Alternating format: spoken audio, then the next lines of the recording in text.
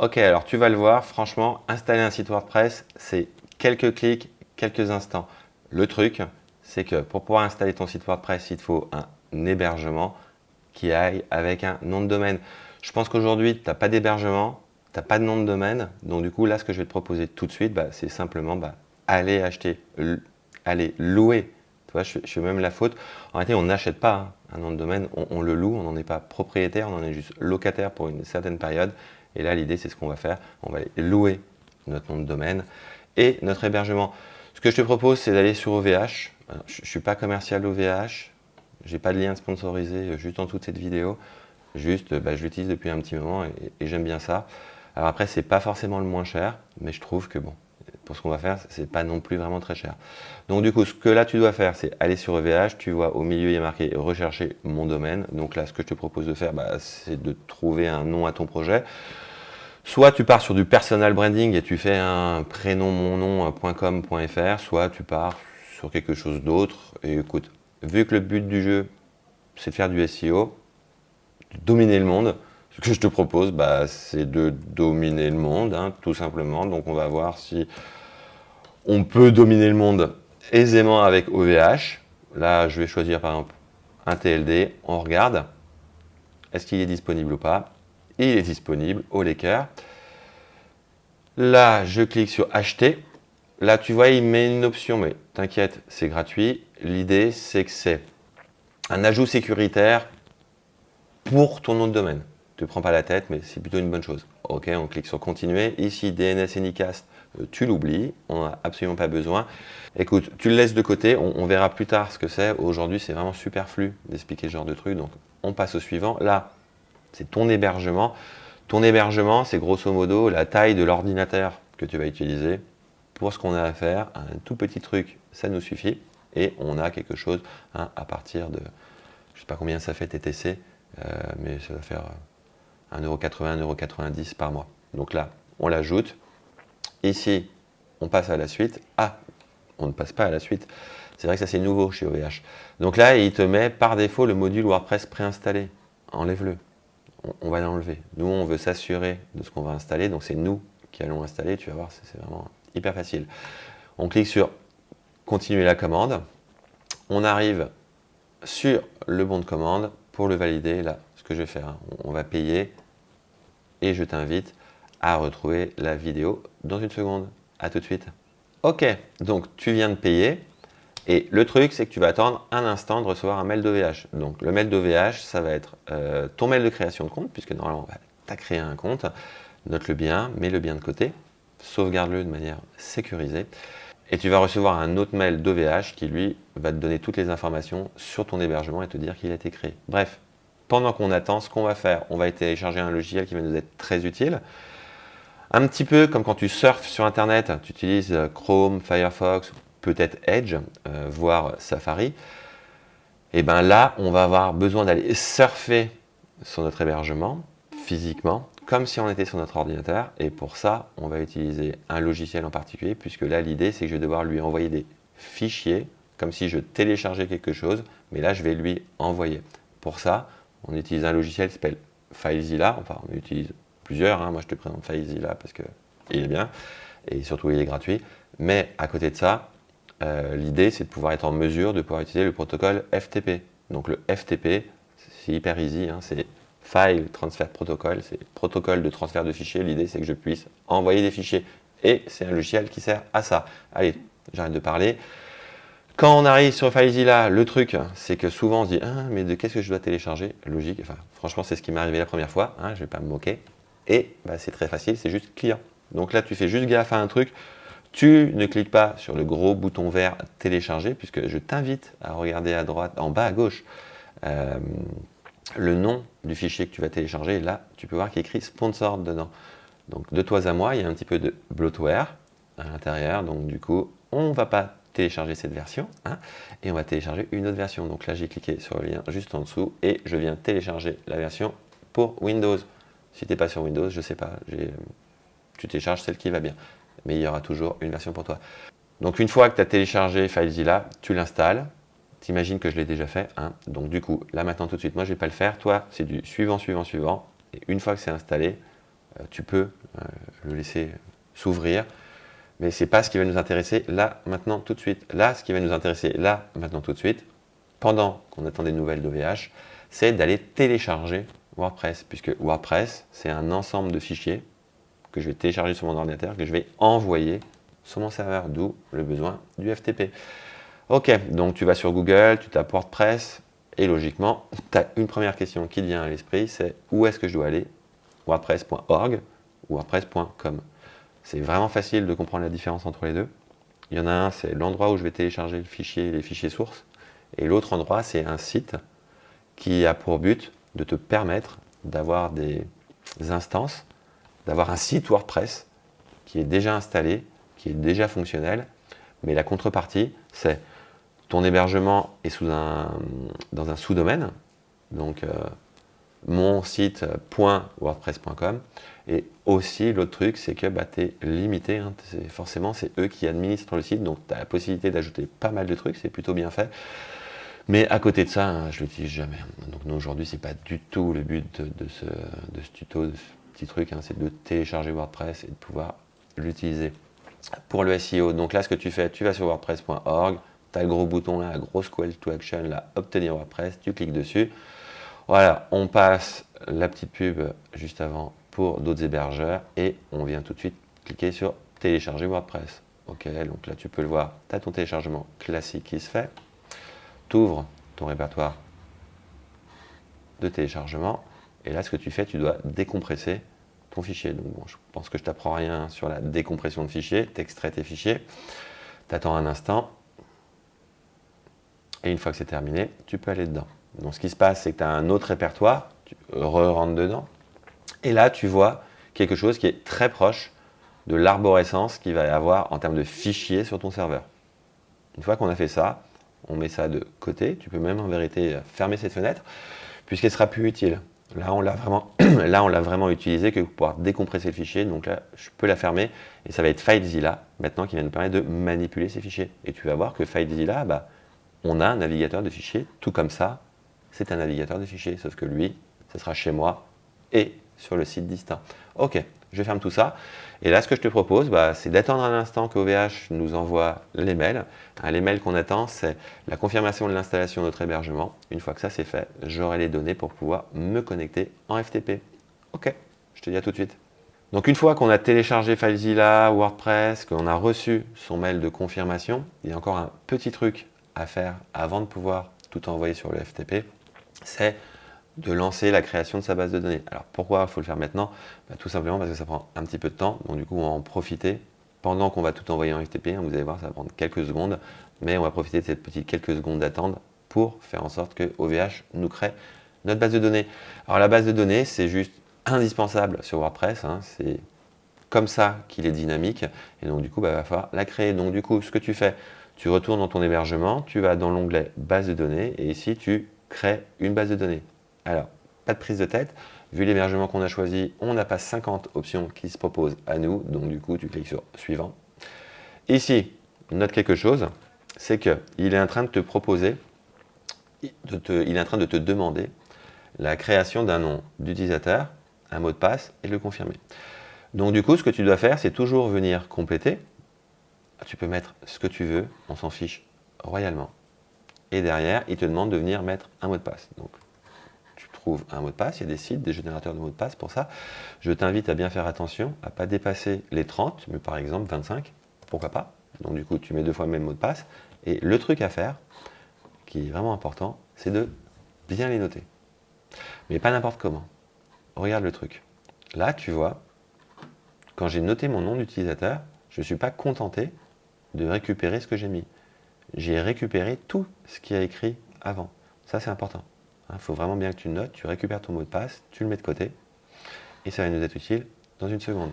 Tu fais suivant, ici, tu valides. Ce qui va se passer, c'est que OVH va créer ta base de données, ça ne va pas être très très long, mais ça va demander quelques secondes, donc du coup, ce que je te propose, c'est d'aller envoyer tes fichiers en FTP. Donc là, quand tu arrives sur le mail, tu peux voir tout de suite, on a parlé de FTP, donc logiquement, je pense que ton œil est parti directement là-dessus. Tu peux le voir, on a 2-3 informations qui vont vite nous intéresser. Donc ce que je te propose de faire, c'est de lancer FileZilla. FileZilla, ce que tu peux voir, c'est que, hop là, tout de suite, il y a un truc qui... Alors, je pense qu'en réalité, ce que tu as tout de suite vu sur FileZilla, c'est surtout cette partie. Cette partie, bah, c'est ton navigateur de fichiers. Hein, si tu te rends bien compte, dessus, je peux aller, par exemple, dans mon répertoire de téléchargement. Et je vois, dans mon répertoire de téléchargement, tout ce qu'il contient. Hein, ce qu'on pouvait voir juste avant. Donc, tu vois, tu retrouves ton arborescence. Là, c'est ton ordinateur. C'est pour ça qu'il y a écrit Local Site. OK. Donc ça, c'est facile. Maintenant, c'est pas plus difficile. Ici, il nous donne un nom d'hôte.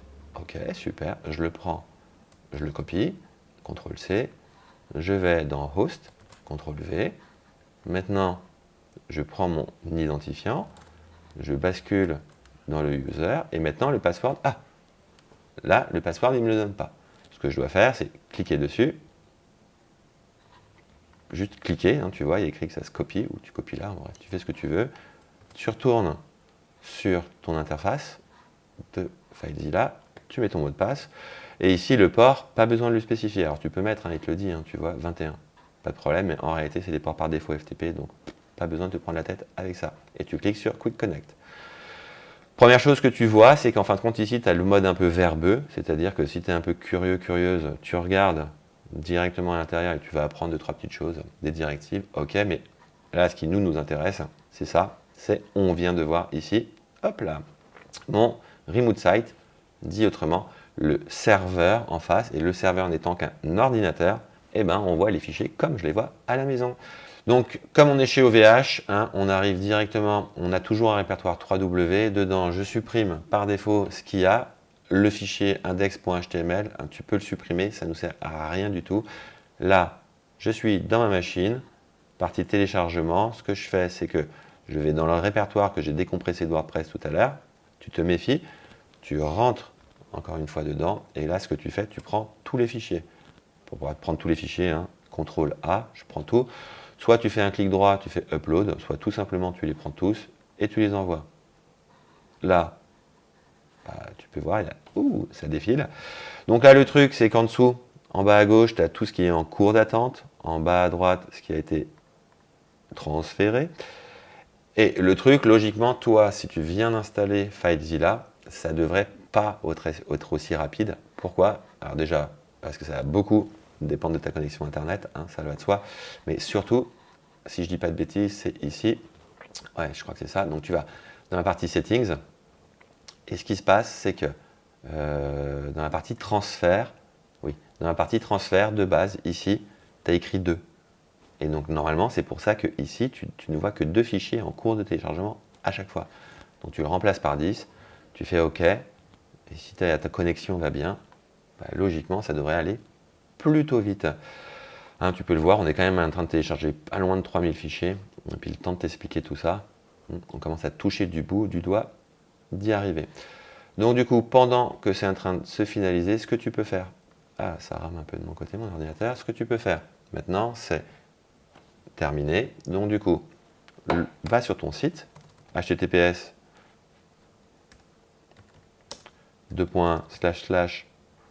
le nom de ton site avec ou sans 3W, à toi de décider. Moi, je vais en mettre. Et on va voir à quoi ça ressemble. Alors, de deux choses l'une, il se pourrait que toi, tu aies là maintenant tout de suite un avertissement sur ton ordinateur. Si tu as bien mis HTTPS. Pourquoi?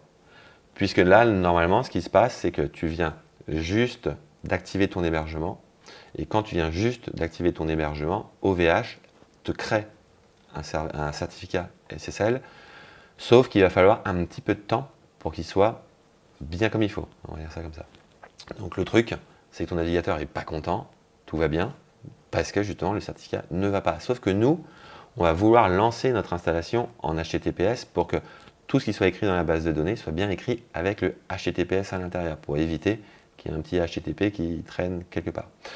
Donc du coup, on force l'acceptation du certificat et tu peux continuer à surfer sur le site, tu risques rien, c'est juste une alerte qui dit que ça ne va pas. Et normalement, par défaut, oui, sur un site classique, il faudrait t'en méfier, Et là, maintenant, tout de suite, c'est pas un problème, hein, tu maîtrises le truc. Donc là, ce qui se passe, tu arrives sur ton installation de WordPress et il te dit « Salut, bienvenue sur WordPress ». Ok, donc me voilà devant ce qu'on appelle le fameux configurateur WordPress. Alors ça a véritablement permis l'essor de WordPress parce que tu vas voir, je ne peux même pas dire que c'est simple, hein, tellement il n'y a rien à faire. Donc en fin de compte, il y a juste un seul truc à comprendre et en fin de compte, il n'y a même rien à comprendre. Allez, c'est parti. Ok, donc on arrive devant cette page. Qu'est-ce qu'il nous demande? Alors, le premier truc, il y a un truc qu'on sait déjà, hein, c'est l'identifiant. Ça, l'identifiant, pas compliqué à comprendre, c'est celui qu'on a noté tout à l'heure. Et à côté, il nous demande le nom de la base de données. Donc, de deux choses l'une. Soit je retourne à l'intérieur de mon OVH et ici, je récupère le nom de ma base. Mais en fin de compte, on se rend compte de quelque chose. C'est que c'est le même que celui que mon identifiant. Cool. Maintenant, je mets mon mot de passe. Et là, il va me demander l'adresse de la base de données. Donc non, ce n'est pas l'adresse de la machine, le localhost, mais c'est ce que OVH me donne, l'adresse du serveur. Elle est juste ici. Hop là, on la récupère. Alors, logiquement, elle est différente pour toi, hein, puisque ton nom est différent. Donc du coup, tu viens le remplacer. Et ici, il te demande le préfixe des tables. Alors, le préfixe des tables, pour te le dire facilement, simplement, c'est simplement le nom. Tu vois, à chaque fois que tu vas installer un truc dans WordPress, ça va se mettre dans la base de données, ça va créer une table. Et le truc, c'est que au lieu de donner juste le nom, il va préfixer ce nom de quelque chose. Donc pour éviter des attaques stupides d'injection de base de données juste parce qu'on n'a pas repréfixé les tables, bah, ce qu'on va faire, hein, on va mettre n'importe quoi et ça nous ira très bien. Le seul truc, c'est qu'on va le sauvegarder dans un fichier.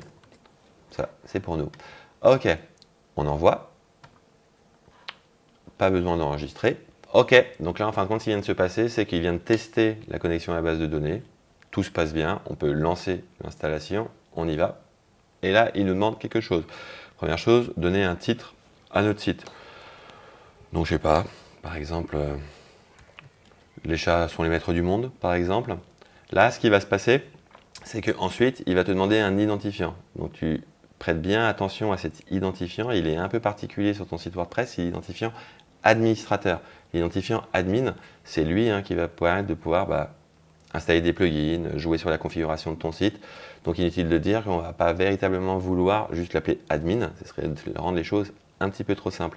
Et tu verras aussi par la suite hein, qu'on va créer un autre compte utilisateur pour pouvoir mettre du contenu sur ton site. Bref, on n'y est pas encore. Là, l'idée, crée un identifiant un peu solide. Par exemple, pense à ton chat et viens utiliser un mot de passe assez fort quand même. Dedans, tu indiques ton adresse mail et ne coche pas cette case. Aujourd'hui, hein, le but de la mise en place de ce site, c'est d'être capable de pouvoir faire un peu de SEO. Donc, on va demander au moteur de recherche hein, d'indexer notre site. Donc, on va éviter de cocher cette case. Allez, on clique sur Installer WordPress et on va voir à quel point c'est difficile d'installer WordPress puisque c'est déjà fait. Voilà. Voilà. C'est fait. Tu as ton site. Il n'y avait juste rien d'autre à faire. Regarde. Donc, du coup, je me rends sur le site. Hein, HTTPS, hop là. Donc, dominer le monde.com, on va regarder ce qui se passe, et voilà, allez, tu as déjà un site qui est en marche. Alors, pour un vieux comme moi, hein, inutile de dire que c'est quelque chose qui est quand même assez révolutionnaire. Aujourd'hui, on est quand même capable d'avoir un site en 30 secondes, et donc là, l'idée, hein, c'est que là, je t'ai montré le front office, ce que tes utilisateurs vont voir, et nous, ce qui va nous intéresser hein, dans un premier temps, c'est le back office. Ici, tu mets ton nom d'utilisateur, ton mot de passe, tu te connectes, et là, roulement de tambour, bienvenue sur WordPress. Aujourd'hui, l'idée, c'est tu vas voir, après, on va creuser un peu plus WordPress, on va aller dedans, montrer quels sont les plugins installés, comment le configurer. Je vais même te montrer comment poursuivre cette installation, puisqu'il y a un petit trick qu'on va faire en plus. Mais bon, là, on n'en a pas besoin. Là, ce que tu as besoin, c'est juste de la partie article.